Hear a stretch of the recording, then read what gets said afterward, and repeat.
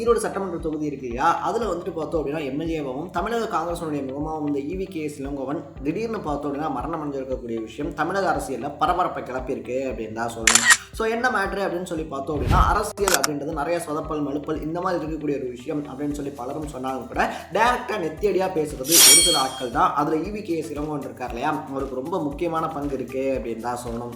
So அவரை பொறுத்த வரைக்குமே ஆளுங்கட்சி எதிர்கட்சி தன்னுடைய சொந்த கட்சி அப்படின்னா பார்க்கப்பட்டார். அவர் மனசில் படக்கூடிய விஷயம் இருக்கு இல்லையா, அதை அப்படியே ஓப்பனாக பேசக்கூடிய ஒரு பர்சன் தான் அவர் அப்படின்னே சொல்லலாம். 1994 தான் பார்த்தோம் அப்படின்னா ஃபர்ஸ்ட் டைமாக சத்தியமங்கலம் தொகுதியில் நின்று எம்எல்ஏ ஆகிறாரு.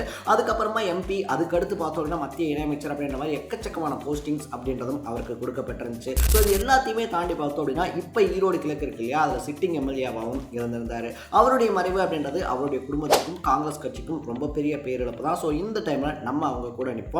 அது மட்டும் இல்லாமல் அவரை பற்றி நீங்கள் என்ன நினைக்கிறீங்கன்னு கமெண்ட்டில் போட்டு சேனலை ஃபாலோ பண்ணிக்கோங்க.